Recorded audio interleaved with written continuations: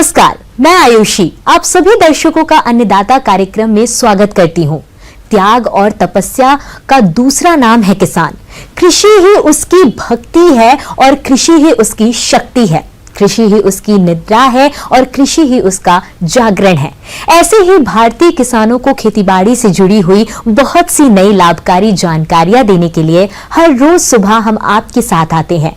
तो चलिए कार्यक्रम शुरू करने से पहले देखते हैं क्या है आज के अन्नदाता में। गर्मी के मौसम में बकरियों की देखरेख का सही तरीका।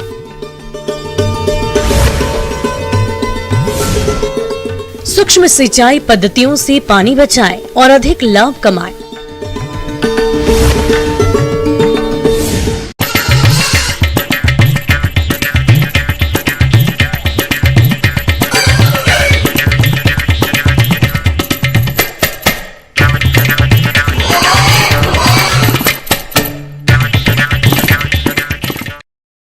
प्रदेश में गर्मी बड़ी तेजी से बढ़ रही है।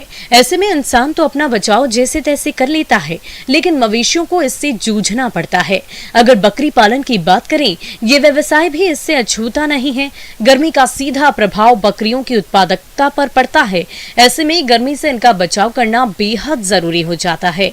तो इसके लिए किसान किन किन बातों का खास ख्याल रखें, जानते हैं रांची पशु चिकित्सा महाविद्यालय जिला रांची के पशु वैज्ञानिक डॉक्टर रविंद्र कुमार से।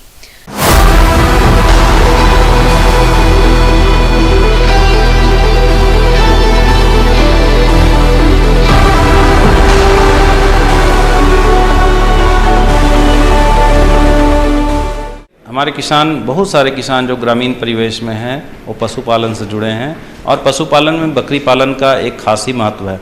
बकरी को गरीबों की गाय भी कहते हैं। इसका मुख्य कारण है कि इस पे रहन सहन, खान पान पे जो खर्च होता है दूसरे पशुओं की तुलना में नेग्लिजिबल है, नहीं के बराबर है। बकरी पालन में मुख्य रूप से जो भी किसान अभी जुड़े हैं, कर रहे हैं, उसमें देखा जाता है कि वो जीरो इनपुट पे रखते हैं, क्योंकि मुख्य रूप से वो सिर्फ चरा करके जंगली पत्ते घास वही खिलाकर रखते हैं, दाना मिश्रण नहीं देते हैं। तो इस परिवेश में ब्लैक बंगाल सबसे उपयोगी नस्ल है हमारे किसानों के लिए।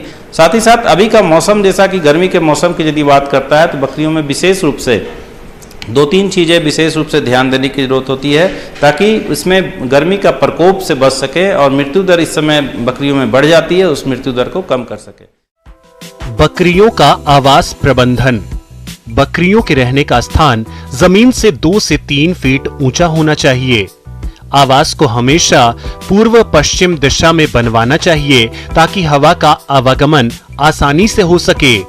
मौसम के अनुसार आवास में उचित तापमान बनाए रखने के लिए उचित व्यवस्था करें। आवास में प्रति बकरी को 12 वर्ग फीट की जगह दें। पहला चीज है कि बकरियों को ज्यादातर जो हम चरा करके रखते हैं, तो देखा जाता है कि अभी वातावरण का तापमान दोपहर में, दिन में काफी ज्यादा हो जाता है, तो उस समय बकरियों को चराने के लिए नहीं निकाले। बकरियों को चराने के लिए सुबह में और शाम में, जब वातावरण का तापमान कम होता है, ठंडा होता है, उस समय आप इसको चराने के लिए उपयोग करें। साथ ही साथ बकरियों को पानी पिलाने के लिए नियमित रूप से हमेशा ठंडा पानी और स्वच्छ पानी आप देते रहें और चरा करके बकरियों को आप जल्दी से, जब धूप निकलने लगे, वातावरण गर्म होने लगे, तो आप ला करके उसको बाड़े में रखना चाहिए। बकरियों की अच्छी वृद्धि और विकास हो, इसके लिए खान पान का उचित प्रबंधन करना चाहिए। बकरियों के लिए हरा चारा, गेहूं का भूसा, यदि संभव हो तो चना, अरहर और मसूर की दाल का भूसा को भी खिलाया जा सकता है। इसके अलावा कटहल, नीम, पीपल और पाकड़ की पत्तियों को भी हरे चारे के रूप में बकरियों को दिया जा सकता है। साथ ही साथ देखा जाता है बकरियों में अगर हम कम समय में चरा रहे हैं, पहले तो था कि हम लोग दिन भर बकरियों को चराते रहते थे 7-8 घंटा। अभी गर्मी के कारण हम लोग चराने की जो समय है वो उसमें कमी हो गई, तो इससे क्या होता है कि उसमें पोषक तत्व की बकरियों में कमी हो जाती है। तो उससे बचने के लिए आप थोड़ा दाना मिश्रण कम से कम 100 ग्राम प्रति बकरी प्रतिदिन संतुलित आहार अगर आप देते हैं, तो बकरियों में बढ़ने की क्षमता, प्रजनन क्षमता, बच्चा देने की क्षमता, इसमें कमी नहीं आएगी। बकरियों के अच्छे विकास के लिए संतुलित आहार देना चाहिए। किसान अपने स्तर पर बकरियों को दाना या बाट बनाकर खिलाते हैं तो आहार पर खर्च कम आएगा। 100 किलोग्राम दाना मिश्रण तैयार करने के लिए जौ, जई, ज्वार या बाजरा 25 किलोग्राम, खली 25 किलोग्राम, गेहूं का चोकर 20 किलोग्राम, धान की कनकी 17 किलोग्राम, दाल की चुन्नी 10 किलोग्राम, खनिज मिश्रण 2 किलोग्राम, नमक 1 किलोग्राम को मिलाकर अच्छी तरह तैयार करते हैं। दूसरी चीज़ है कि इस समय गर्मी के मौसम में देखा जाता है कि बकरियों में एक बीमारी जो बहुत ही खतरनाक है, पीपीआर। पीपीआर का लक्षण हमारे किसान भाई जानते होंगे, नाक से पानी गिरना, बुखार होना, दस्त होना और मरने लगना, तेजी से फैलना एक बकरी से दूसरे बकरी में। इसका टीकाकरण आप अभी जल्द से जल्द करा लें, क्योंकि ये गर्मी के मौसम में इसका प्रकोप बहुत ही अधिक होने लगता है। क्योंकि जैसे ही गर्मी अधिक होती है, वातावरण का तापमान बढ़ता है, बीमारियों से लड़ने की क्षमता बकरियों में थोड़ी कम होने लगती है। और पीपीआर जो बीमारी है, जिसको बकरियों का प्लेग भी कहते हैं, ये विषाणु जनित बीमारी है। तेजी से ये बीमारी जो है कि फैलने लगता है, बकरियों को ग्रसित करने लगता है, बकरियां मरने लगती है। तो ये इससे बचाने के लिए पीपीआर बीमारी जो है उसका टीकाकरण आप करा दें। पहला टीका 3 से 4 महीने की उम्र में होता है और उसके बाद साल में एक बार टीकाकरण करें। जो भी किसान भाई टीकाकरण नहीं कराए हैं वो अभी इसका अवश्य ही टीकाकरण कर लें। इसके साथ ही साथ बकरी में एक और विशेष ध्यान देने की जरूरत होती है कि यदि आप बाहर से बकरी खरीद कर ला रहे हैं तो उसको अपने बकरी के बाड़े या झुंड में आप मिक्स नहीं करें, नहीं तो ये बीमारियां होने की संभावना बहुत बढ़ जाती है। तो इससे बचाने के लिए पहले उसको अलग रखें, 10 दिन 15 दिन तक उसको ऑब्जर्वेशन में रखें। अगर कोई लक्षण नहीं दिख रहा है तभी उसको झुंड में मिक्स करें। साथ ही साथ बकरी के अभी गर्मी का मौसम अभी आ रहा है, इस समय हम इसको स्ट्रेस का मौसम कहते हैं कि इसमें जानवर जो है बेहाल होते हैं।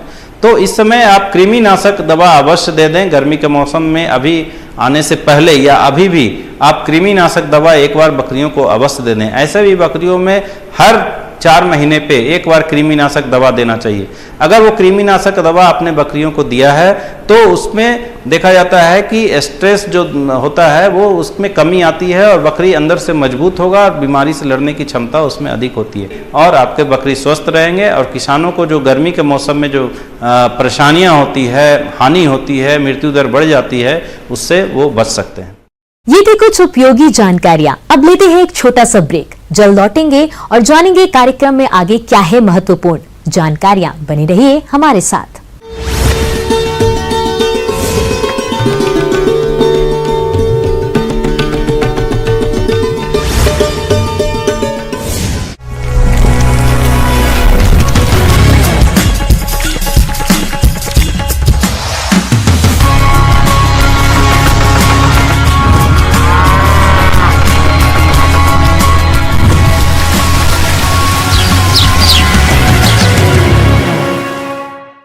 ब्रेक के बाद आप सभी दर्शकों का स्वागत है। चलिए अब रुख करते हैं अगली कड़ी की ओर।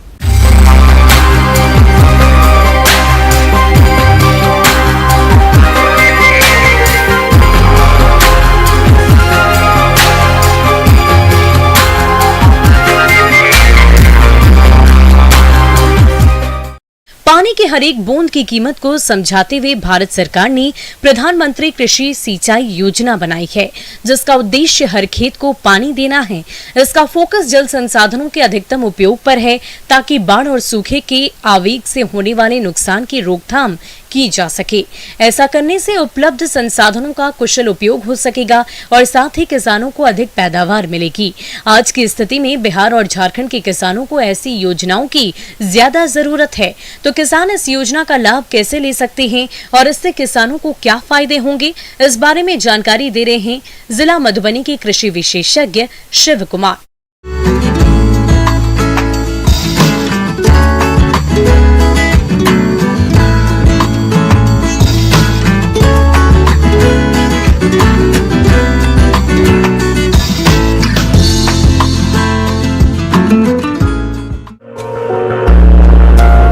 बीते कई दशकों से तमाम सरकारी प्रयासों के बावजूद कृषि योग्य भूमि का ज्यादातर भाग आज भी बारिश पर आश्रित है।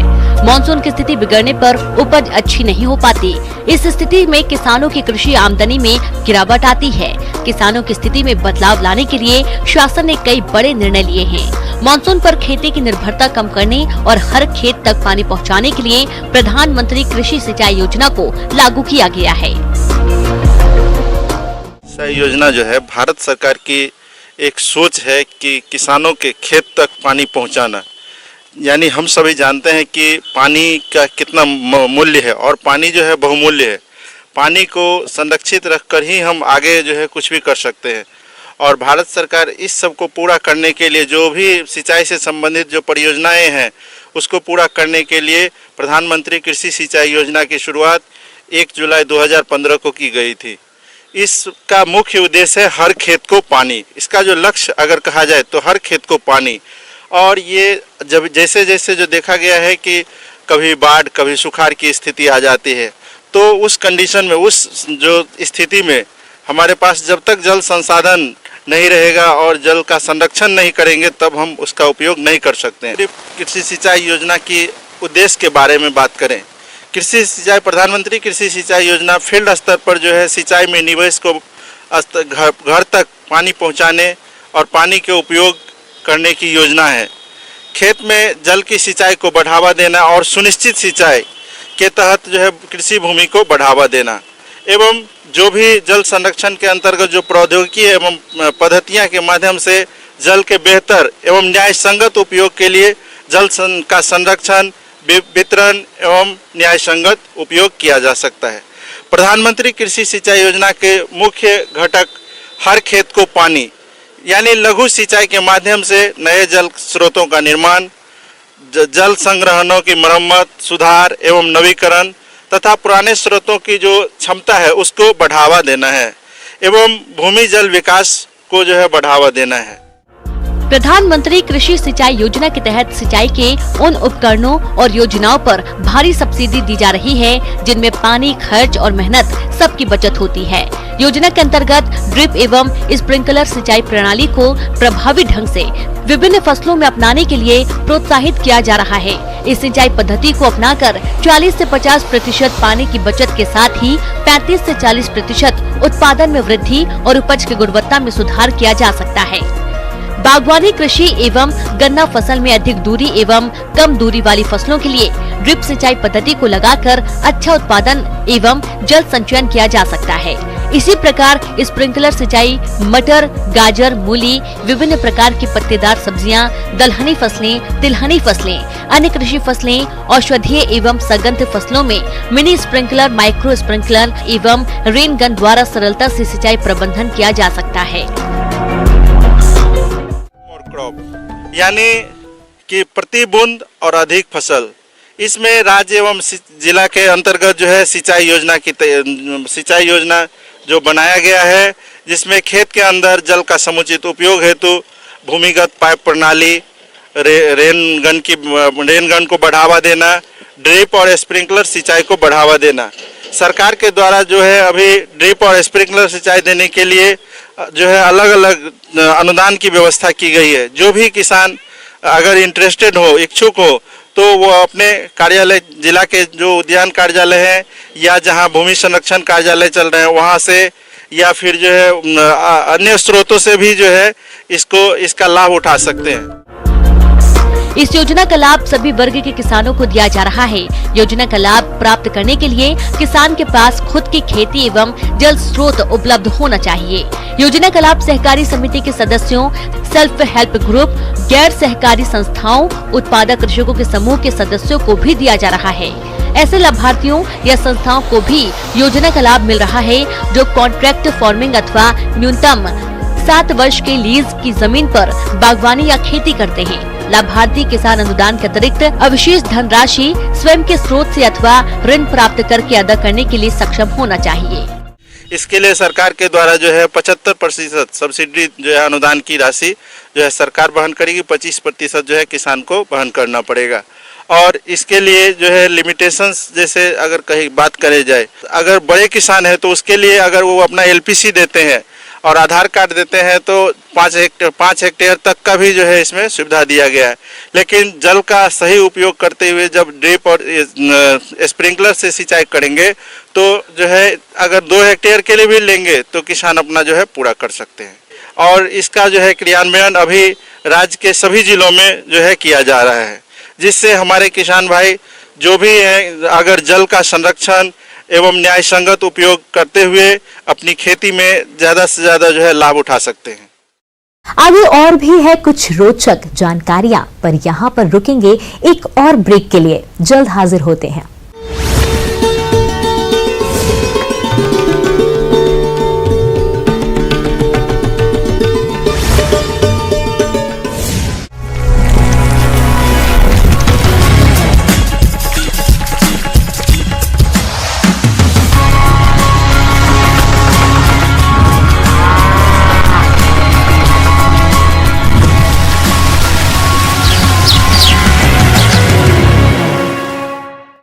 ब्रेक के बाद एक बार फिर से आप सभी दर्शकों का अन्नदाता कार्यक्रम में स्वागत है। बढ़ते हैं अगली।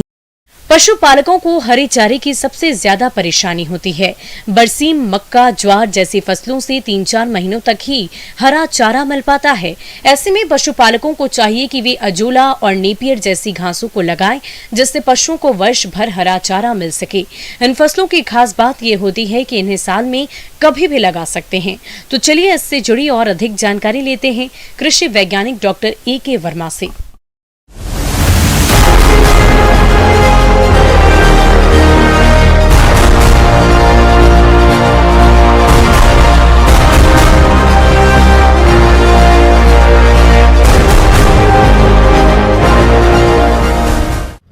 किसान भाइयों राम राम। आज हमारी चर्चा का विषय है कि पशुपालन में हरे चारे का प्रबंधन किसान भाई किस तरह से करें। हरा चारा पशुपालन के लिए एक बहुत ही महत्वपूर्ण घटक है। अगर किसान भाई हरा चारा प्रबंधन करने में सफल नहीं होते हैं तो कई बार वो एक सफल पशुपालक भी नहीं बन सकते हैं, क्योंकि आजकल हरे चारे प्रबंधन की कमी की वजह से पशुओं में बहुत सारी समस्याएं आती हैं। क्योंकि पशुओं को जो मुख्य पोषक तत्व मिलते हैं, खनिज लवण या विटामिन्स, वो सामान्यतः उन्हें हरे चारे के माध्यम से ही मिल सकते हैं। तो आज हम चर्चा करेंगे कि किसान भाई किस तरह से पूरे साल भर अपने घर पर अपने पशुओं के लिए हरे चारे का प्रबंधन कर सकते हैं। इसके कई विकल्प हैं। एक अजोला बहुत अच्छा विकल्प है हरे चारे के लिए, जिसको किसान भाई पूरे साल भर अपने घर पर उगा सकते हैं। इसके लिए आवश्यकता होती है या तो आप पॉलीथीन की सीट बिछा करके आप इसको उगा सकते हैं, या फिर आप पक्की खेल बना सकते हैं। इसकी गहराई 1 से 1.5 फीट होनी चाहिए, लंबाई 10 से 12 फीट और चौड़ाई 3 से 4 फीट होनी चाहिए। इसमें उसके बाद में हमें खेत की मिट्टी डालनी पड़ती है 25 से 30 किलो, और उसके बाद में हम इसमें 5 से 7 किलो पशुओं का गोबर डालते हैं और 1 से 2 दिन तक उसमें पानी भर के छोड़ देते हैं। उसके बाद में हम इसमें बीज डालते हैं। पशुओं को वर्ष भर हरा चारा खिलाने के लिए अजोला एक सस्ता और अच्छा विकल्प है। अजोला उगाने के लिए क्यारी का आकार लंबाई 20 फीट, चौड़ाई 3 फीट और गहराई 1 फीट की होनी चाहिए और प्रति क्यारी में 2 किलो अजोला डालते हैं। धीरे धीरे अजोला फर्न पानी में फैलने लगती है, लेकिन यह अजोला अधिक गर्मी और अधिक सर्दी में बढ़वार कम कर पाती है और इस प्रकार से तैयार अजोला को निकालने के बाद उसे पानी में धोकर बाटे के साथ मिलाकर पशुओं को खिलाना चाहिए। अजोला में कई तरह के पोषक तत्व पाए जाते हैं जो पशुओं का दूध बढ़ाने के साथ साथ कई तरह की समस्याओं को दूर करने में भी सहायक है। एक गाय या भैंस को 2 से 2.5 किलोग्राम प्रतिदिन अजोला खिलाएं। इस तरह से पशुपालक अजोला अपने घर के आसपास उगाकर पशुओं को खिला सकते हैं और अधिक दूध उत्पादन ले सकते हैं। और बीज डालने के 10 से 15 दिन के बाद प्रतिदिन इसमें से 1.5 से 2 किलो अजोला पशुओं के लिए हम निकाल सकते हैं। प्रत्येक पशु को अगर हम 400 से 500 ग्राम अजोला पर डे खिलाते हैं तो उनके लिए पर्याप्त हो जाता है। अगर हमारे पास उत्पादन ज्यादा है तो हम 1 से 2 किलो तक भी अजोला पशुओं को खिला सकते हैं। अजोला के अलावा किसान भाइयों, आप नेपियर घास, ज्वार, बाजरा, मक्का, ज्वार, लोबिया उगा सकते हैं। जिनको उगाकर आप पशुओं को हरा चारा खिला सकते हैं और इस होने वाली हरे चारे की कमी को आसानी से दूर भी कर सकते हैं। इसी तरह से अगर हम दूसरे विकल्प की बात करें तो उसमें नेपियर बाजरा आता है, जिसकी गांठें लगाई जाती हैं, जिसमें एक बार अगर आप उसकी गांठ लगाते हैं 3 से 4 साल तक हरा चारा आप इससे ले सकते हैं। एक साल में 4 से 5 कटिंग कर सकते हैं आप। और इसका लगाने का तरीका है, एक पंक्ति से दूसरे पंक्ति की दूरी 3 फीट होनी चाहिए और एक पौधे से दूसरे पौधे की दूरी भी 2.5 से 3 फीट होनी चाहिए। किसान भाइयों, आप अपने पशुओं को साल भर हरा चारा खिलाने के लिए नेपियर घास उगा सकते हैं। नेपियर घास की खेती के लिए सबसे पहले खेत की अच्छी तरह से जुताई करके तैयार कर ले। उसके बाद उसकी उन्नत किस्मों को लगाते हैं। नेपियर घास की उन्नत प्रजातियां CO1, CO2, CO3, CO4 को लगा सकते हैं। नेपियर घास लगाने के लिए एक से दूसरे कतार की दूरी 60 से 70 सेंटीमीटर और पौधे से पौधे की दूरी 30 सेंटीमीटर रखते हुए लगाते हैं। नेपियर घास के लिए प्रति हेक्टेयर 40,000 जड़ों की आवश्यकता होती है। नेपियर घास की रोपाई के 70 से 80 दिन बाद पहली कटाई करनी चाहिए। नेपियर घास को एक बार लगाकर कई वर्षों तक आसानी से हरे चारे का उत्पादन किया जा सकता है। साथ ही साथ अगर हम बात करें, एक गिनी घास होती है, इसकी भी अगर हम स्लिप लगाते हैं, इसकी स्लिप लगाने का जो तरीका है वो एक पंक्ति से दूसरे पंक्ति की दूरी 3 फीट, एक पौधे से दूसरे पौधे की दूरी भी 3 फीट होनी चाहिए। इसी तरह से जैसे नेपियर घास गुच्छों में बढ़ती है, उसी तरह से इसकी भी जड़ों से गुच्छों का विकास होता है और आगे चलकर इससे भी किसान भाइयों को हरा चारा मिलता है। तो इस तरह से हरा चारा प्रबंधन डेयरी व्यवसाय के लिए आज की डेट में बहुत ही महत्वपूर्ण चीज है।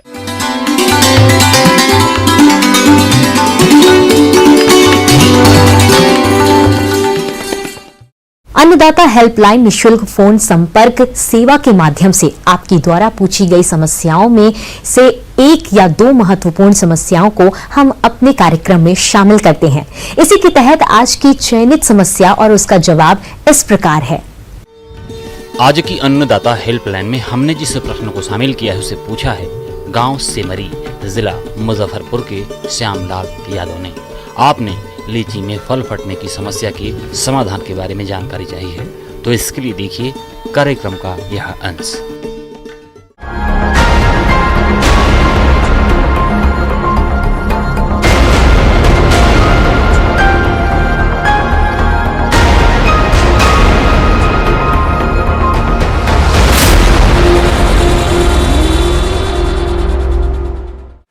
बहुत बहुत धन्यवाद। आपका प्रश्न बहुत ही सामयिक है।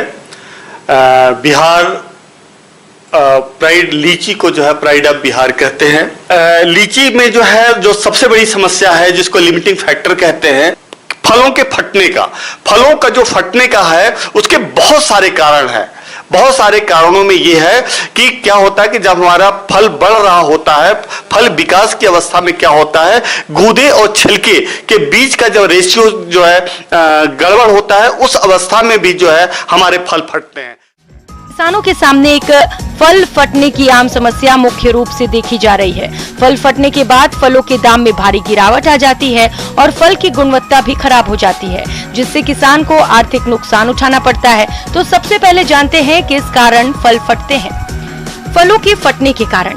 फलों के फटने के कई कारण हो सकते हैं, जैसे सिंचाई का अचानक दे देना, जमीन के तापमान में अचानक परिवर्तन आ जाना, बोरोन और कैल्शियम जैसे तत्वों की कमी होना, फल पकते समय गर्म हवा का चलना आदि कई कारण से फलों में फटने की समस्या हो जाती है। तो आवश्यक यह है कि अब आप जो है कंटिन्यूअस जो है लगातार बाग में जो है नमी बनाए रखें, सिंचाई करते रहें, पानी की कमी नहीं होने दें।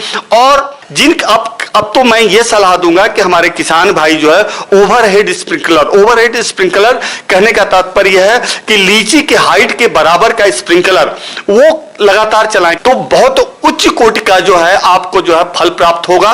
फलों की साइज बहुत अच्छी होगी, फलों में जो है गुठली छोटी होगी, गुद्दे ज्यादा होंगे और फटने की जो समस्या है, ये राजेंद्र कृषि विश्वविद्यालय में जो है कुछ वर्ष पहले जो है प्रयोग किया गया और ये देखा गया कि जहां पे कंट्रोल में हमारे जिन बागों में जो है ओवरहेड स्प्रिंकलर से सिंचाई नहीं की गई थी, उसमें जो है 20-25% तक जो है फ्रूट क्रैकिंग थी, जबकि जिसमें जो है हम लोगों ने जो है ओवरहेड स्प्रिंकलर से सिंचाई की थी उसमें जो है 2% या 1% के आसपास जो है फ्रूट क्रैकिंग थी। तो कहने का तात्पर्य जो है फ्रूट क्रैकिंग जो है बहुत ही कम था। तो इसलिए हमारे किसान भाई जो हैं, आप जो है इस तरह से कर सकते हैं। पोषक तत्वों का छिड़काव करके फलों को फटने से बचाने के लिए बोरान 2 ग्राम प्रति लीटर पानी की दर से 15 दिन के अंतराल पर 2 छिड़काव करने चाहिए। इससे फल फटने की समस्या को नियंत्रित किया जा सकता है। इसके अलावा कैल्शियम सल्फेट, जिंक सल्फेट और कॉपर सल्फेट आदि रसायन की फलों को फटने से बचाने में सहायक होते हैं। अत्यधिक हवा वाले क्षेत्रों में फलों को फटने से बचाने के लिए उत्तर पश्चिम दिशा में गति अवरोधक वृक्षों की कतार लगाना चाहिए ताकि गर्म हवा से फलों को नुकसान न हो। फलों को फटने से बचाने के लिए 2,4-D और NAA का छिड़काव 10 से 20 ppm की मात्रा में करना चाहिए। बाग का वैज्ञानिक ढंग से प्रबंधन किया है तो निश्चित तौर पे आपको जो है बहुत अच्छी उपज प्राप्त होगी। लेकिन हम यहाँ बता दें किसान भाइयों, अनावश्यक जो है कृषि रसायनों का उपयोग न करें। अनावश्यक कृषि रसायनों का उपयोग करने से जो है गुणवत्ता भी कम होती है और उपज भी प्रभावित होती है। और इस तरह से बताए हुए यदि आप उपाय करते हैं तो निश्चित तौर पे आप जो है बहुत अच्छी जो है लीची की फसल जो है ले सकते हैं। हम यह उम्मीद करते हैं कि आज का कार्यक्रम आप सभी दर्शकों के लिए उपयोगी रहा होगा। किसान भाइयों, अन्नदाता आपकी सेवा के लिए संकल्परत है और कृषि संबंधित समस्या एवं सुझावों के लिए आप हमें इस पते पर संपर्क कर सकते हैं। प्रोड्यूसर अन्नदाता, news 18, Bihar Jharkhand, Ramoji film city, Hyderabad 501512। साथ ही आप हमें ईमेल कर सकते हैं। हमारा ईमेल है p18annadatabihar@nw18.com। इसके अतिरिक्त आप हमें निशुल्क हेल्पलाइन नंबर 180088921163 पर सोमवार से शनिवार सुबह 10 से शाम 4 बजे के बीच संपर्क कर सकते हैं। फिलहाल अन्नदाता की पूरी टीम को इजाजत दीजिए। कल फिर इसी समय आपसे मुलाकात होगी कृषि संबंधित कुछ और महत्वपूर्ण जानकारियों के साथ। नमस्कार।